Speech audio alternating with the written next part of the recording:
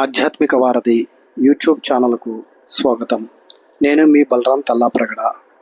ఈరోజు సాయి తపోవనం అనబడే నిత్యపారాయణ గ్రంథంలో ప్రచురించబడిన భగవాన్ శ్రీ సత్యసాయిబాబా వారి దివ్య మహిమలను కొన్ని తెలుసుకుందాం. ఓం సాయిరాం. అగ్ని నుంచి రక్ష. ఒక రోజున శ్రీ సత్యసాయిబాబా వారికి హఠాత్తుగా 104.5 డిగ్రీల జ్వరం వచ్చింది.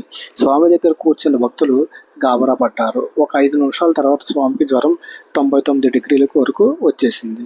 ఈ విధంగా అకస్మాత్తుగా ఉష్ణోగ్రత పెరగడానికి వెంటనే తగ్గడానికి గల కారణం ఎవరికీ తెలియలేదు.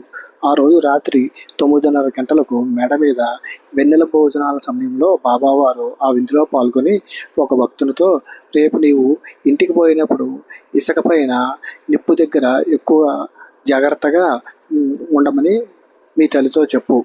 ఎప్పుడు ఆమె వెంటనే ఉండి కష్టాల నుండి కాపాడుతానని చెప్పు అని అన్నారు.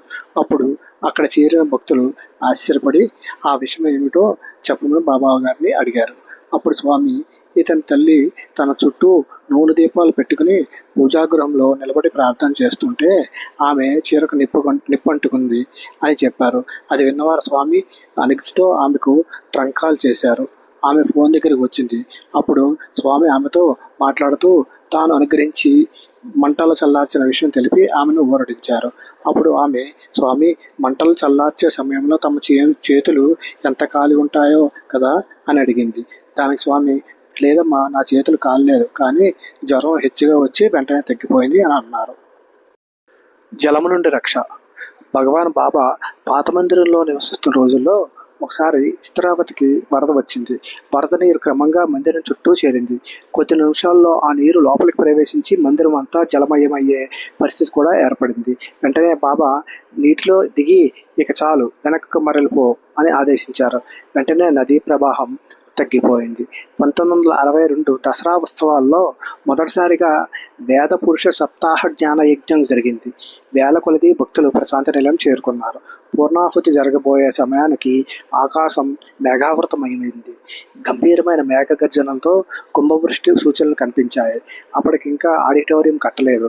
భక్తులంతా ఆరుబయట సమావేశమై ఉన్నారు. వర్షం వస్తే కార్యక్రమానికి తీవ్రమైన అంతరాయం కలుగుతుందని ప్రజల్లో కలవరం బయలుదేరింది. అప్పుడు భగవాన్ బాబా, మీరేమీ ఆందోళన పడకండి, వర్షం రాదు అని అన్నారు. అంతే, కొంతసేపటికి కారు మేఘాలు అదృశ్యమై వచ్చిన భక్తులందరూ పూర్ణాహుతి కార్యక్రమాన్ని తనివితీరా చూసి ఆనందించారు.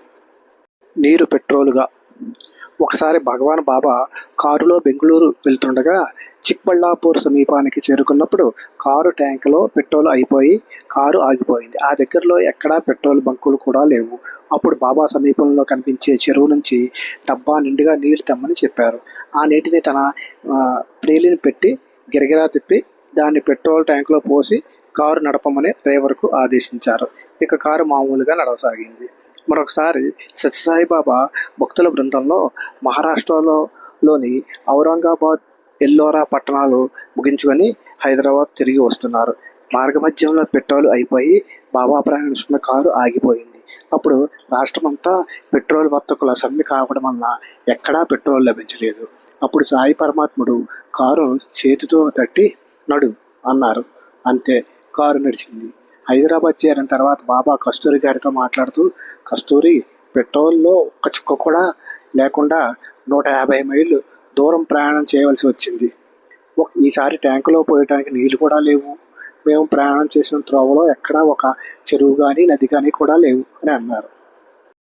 హిమాలయాల్లో సన్నని ఎండ. 1961 జూన్లో భగవాన్ బాబా తన తల్లిదండ్రులను మరికొందరు భక్తులను బద్రీనాథ్ యాత్రకు తీసుకుని వెళ్ళారు. అప్పుడు ఉత్తరప్రదేశ్ గవర్నర్గా ఉన్న బూర్గుల రామకృష్ణారావు గారు ఆ పర్యటనకు రావాల్సి వచ్చింది. ఆయన వచ్చి దానికి కావాల్సిన ఏర్పాట్లను కూడా పర్యవేక్షించారు. స్వామి బృందం ఋషికేశ్ నుంచి హిమాలయాలపైకి బయలుదేరిన దగ్గర నుంచి మరలా ఋషికేశ్ చేరే వరకు ఆ వారం రోజులు ఆ ప్రాంతంలో హిమవర్షం అనేదే లేదు. పైగా సన్నని ఎండ కూడా కాసింది. అక్కడ ఆధ్యాత్మిక జీవనం గడిపేవారు ఆ వాతావరణం చూసి ఆశ్చర్యపడి, ఎవరో మహాపురుషుడు ఇటు వచ్చి ఉంటారు, అందువల్లనే ప్రకృతి ఎంతో అనుకూలంగా ఉంది అని భావించారు. భగవాన్ బాబాతో ఒక భక్తుడు, స్వామి మీరు చాలా కొద్దిగా ఆహారం తింటున్నారు, పాంచభౌతికమైన ఈ శరీరానికి శక్తి ఎలా వస్తుంది అని అన్నాడు. అప్పుడు స్వామి, పంచభూతాలు నాకు శక్తినివ్వటం కాదు, వాటికి శక్తినిచ్చేది నేనే అని అన్నారు. ఓం శ్రీ సత్యసాయి పరబ్రహ్మణే నమః. శాంతి శాంతి శాంతి. ఓం సాయిరామ్.